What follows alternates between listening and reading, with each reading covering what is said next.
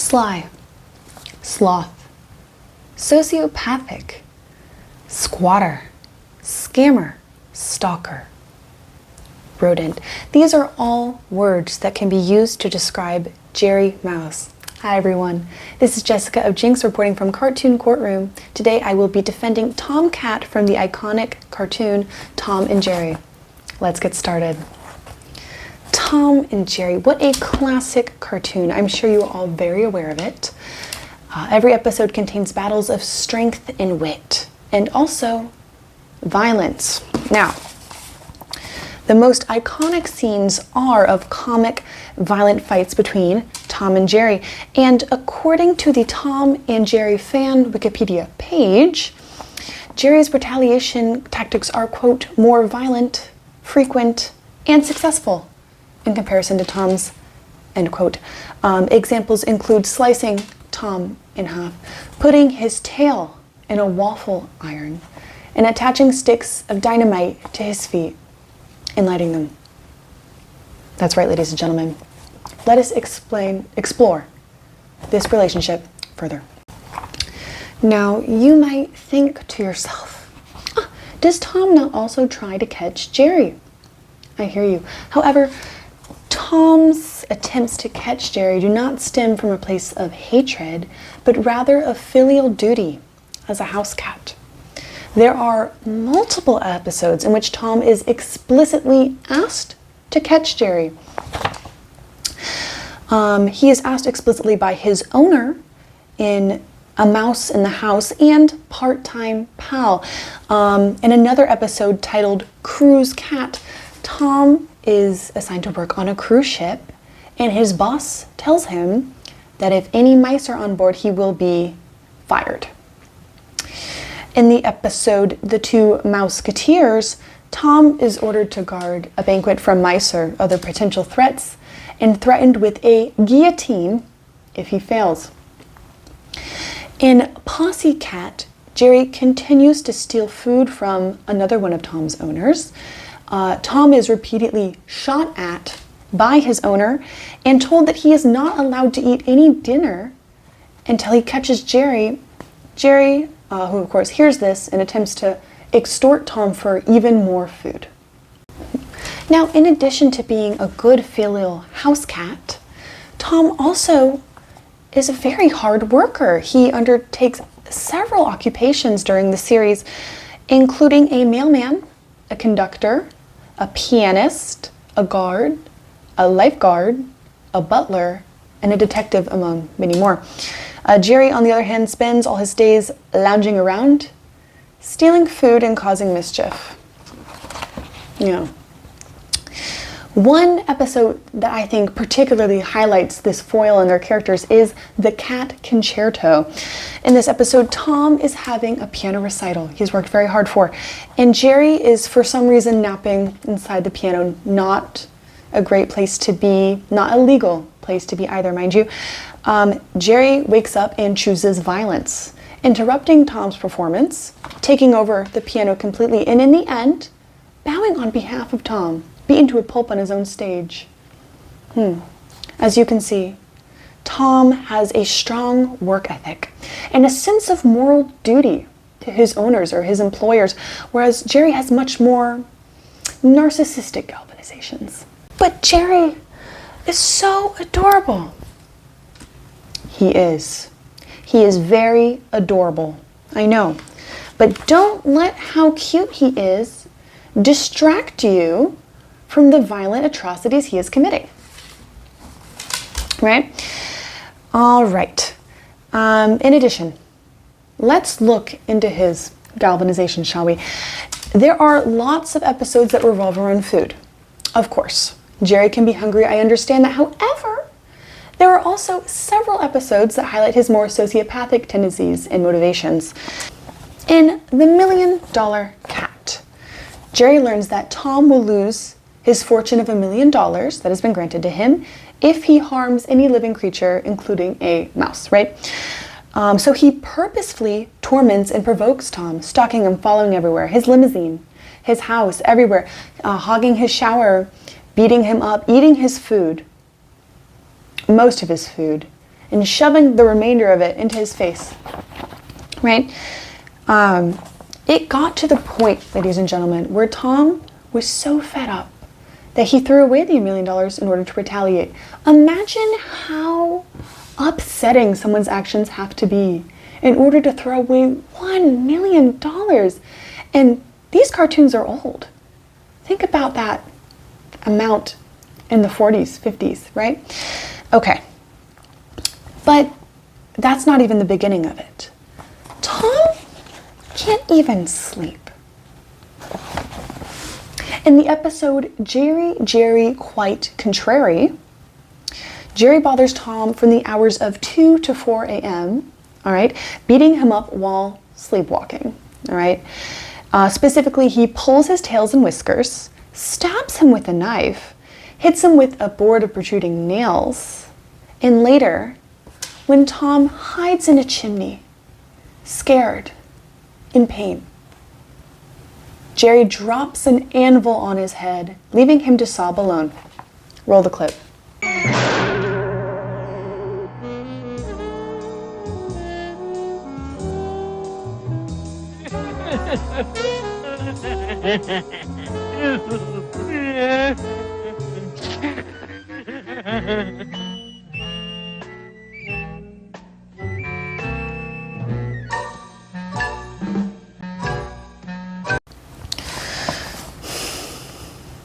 It's just not right. In another similar episode, The Year of the Mouse, Jerry and this other random mouse, who I assume is his friend, keep doing awful things to Tom. Well, again, Tom is just peacefully sleeping, or attempting to, all right? Including shooting him with a bow and arrow into the furnace. Okay, as you can see, Jerry is much more selfish, and his actions are based more on his own sadistic enjoyment.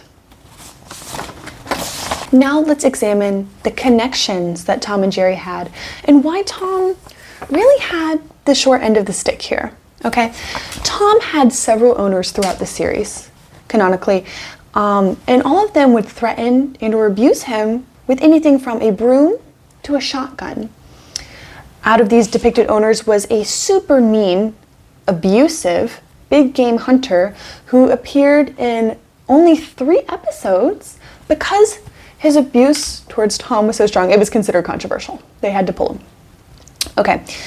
Tom is also not exempt from the fiery anger of babysitters, all right? In the episode's Busy Buddies and Tot Watchers, Tom and Jerry actually teamed up together to save a baby from just a completely negligent babysitter. However, while they worked together, Tom is the one consistently misunderstood by the babysitter. She thinks he's baby napping when he's just trying to help. And he alone is forced to drink castor oil and endure physical abuse. But these are all humans, right? And this is a cartoon about animals. So what about Tom's friends or other animals? Let's examine that. So first of all, Butch, the cat, who is supposedly Tom's best friend in the series, who he met during his alley cat days, along with Meathead, Topsy, and Speedy are just completely toxic and sabotage him. But let's really focus in on Butch. All right, Butch pretends to be a baby in order to manipulate Tom into feeding him, all right, and trades in Tom for a dog bone. Some friend. On numerous occasions, Butch also tries to romance many of Tom's romantic interests, including Tom's girlfriend, Toodles Galore.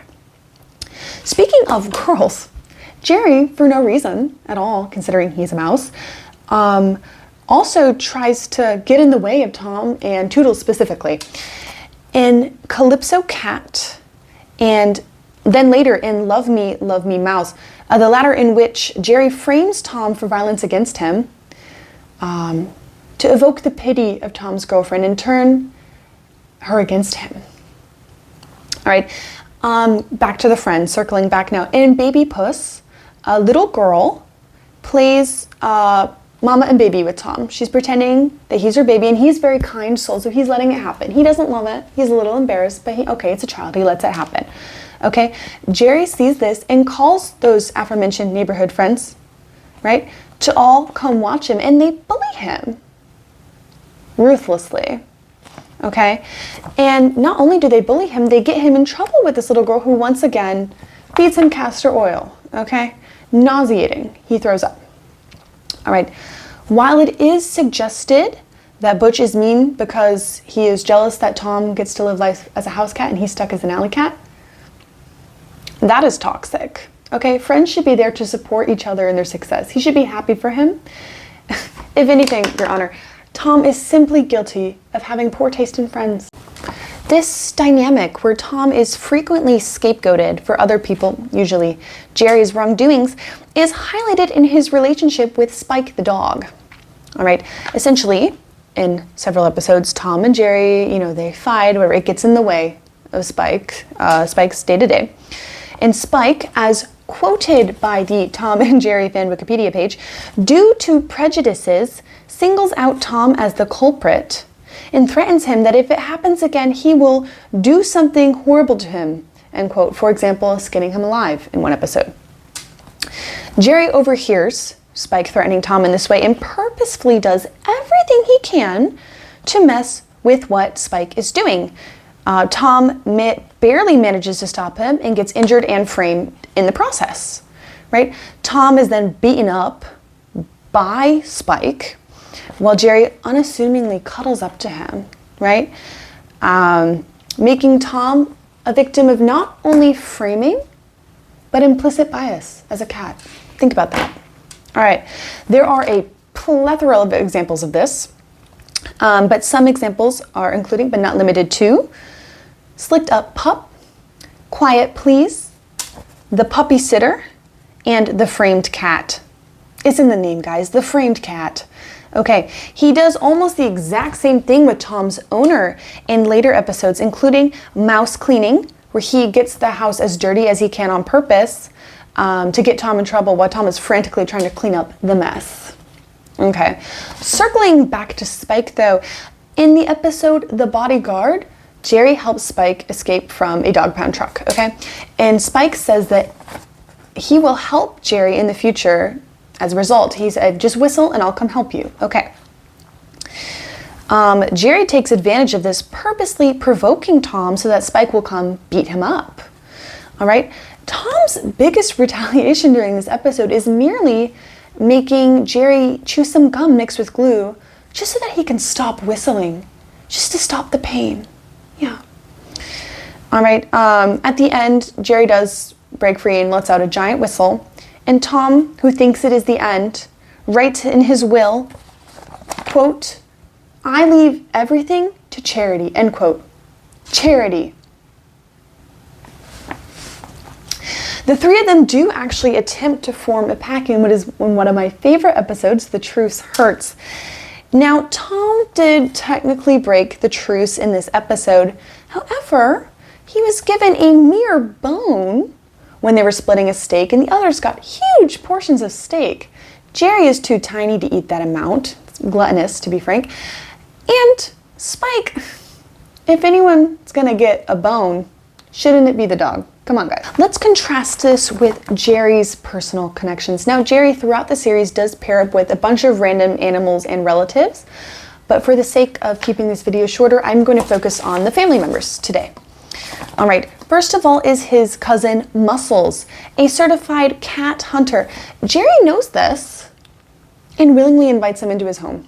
All right, Tom, in his own home, is beaten to submission and forced to kiss Jerry's feet, his dirty little mouse feet. Okay, there's also Jerry's eccentric Uncle Pecos, who is a menace. Okay, he plucks out Tom's whiskers, very painful, and uses it for his bust-up banjo. Okay, there is also Jerry's little French nephew, Nibbles, right? Nibbles appears in the show multiple times. He's a more recurring character in comparison to the other relatives of Jerry. But in every episode of appearance, Nibbles is extremely incompetent. Okay, so Jerry has to constantly clean up after him, help him get out of trouble, clean up his mess, right? I'm not sure why Jerry is taking care of this child. It seems to me that is actually reckless child endangerment. He knows that Tom and him have very violent beef, and he still chooses to bring a child into that environment willingly and bring it close to Tom, just completely endangering him. What's worse is that this child is quite fast, greedy, and also violent, takes after Jerry. So he will often antagonize Tom, and Tom cannot even defend himself properly because that is a minor. At least I assume so because he is wearing a diaper. All right, for instance, in the milky waif, Tom, again, just trying to nap and drink his bowl of milk, okay, from the saucer, but this toddler mouse goes out of his way to drink from it before Tom can. At the end of the episode, Jerry beats Tom up and forces Tom to spoon feed his milk to Jerry's little nephew, okay. Later in The Two Mouseketeers, Jerry and Nibbles have Tom executed. This brings me to my next point, which is that Tom dies multiple times throughout the series, but Jerry never does, okay? Although Jerry does fake his death at one point, which is just crazy attention-seeking behavior, let's be honest. Okay, so as just mentioned, in what I consider to be one of the most morbid episodes of the series, The Two Mouseketeers, Tom gets beheaded, trying to defend a banquet, getting robbed by Jerry and Nibbles, right? Once again, Tom is just trying to do his job, and Jerry is trying to fulfill his gluttonous desires. By the way, at the end of the episode, Nibbles says, quote, "Pauvre, pauvre pussycat, c'est la guerre," which translates roughly to, "Poor, poor pussycat, that's war." No, that's not war, bro. That's not war. That's a preventable death caused by your desire to indulge in a feast that was in no way your place to take part of, okay? Thievery. All right. There is also Heavenly Puss, which was so scary as a child, by the way. Anyway, there was Heavenly Push, in which Tom is killed after a piano falls on him. It is of note that the fight that started the piano falling on him, that fight was started by Jerry waking him up from his nap. Okay. So Tom gets up to heaven and is told that if he does not get Jerry to sign the contract in time, he will be tortured by the devil, personified by Spike, forever. Okay.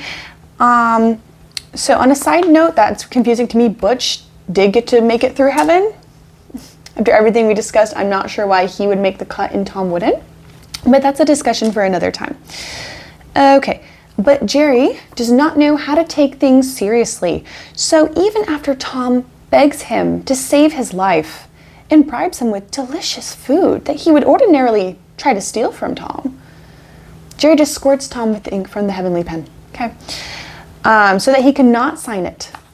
And he does not sign it in time, leading to Tom being tortured for eternity by the same dog, the very same dog who essentially racially profiles him as a cat, right? There are also several episodes including Mouse Trouble, Yankee Doodle Mouse, and Safety Second, in which Tom dies in an explosion of fireworks in a scene in heaven. Now, some of you might hear all of this and think, skill issue. Okay, I will say Jerry is definitely smarter than Tom, wittier, more resourceful, fine. You know, as seen from the famous meme from the episode The Mouse Catcher here.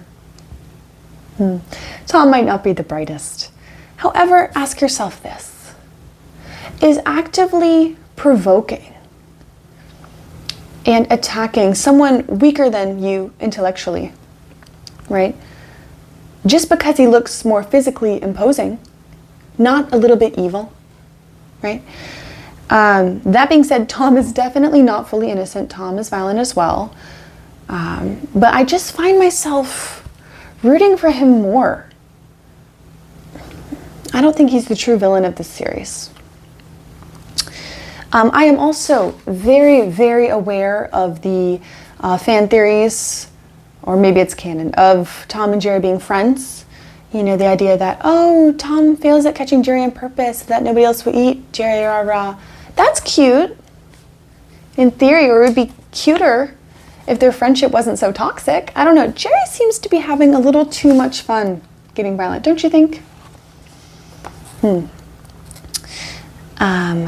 Yes. So let's ask ourselves this. Do you want to defend a sociopathic rodent or a misunderstood lonely cat? That being said, I do love the show and I love the dynamic, even if I'm not the biggest fan of Jerry. It is very entertaining. I grew up watching as a child. So I wouldn't change it for the world. I just want to defend my boy, Tom. I got like 15-year-long beef with Jerry, so that's that. Thank you for listening today. If there are any other cartoon characters you would like me to defend or prosecute, I guess, let me know in the comments. Thank you for watching.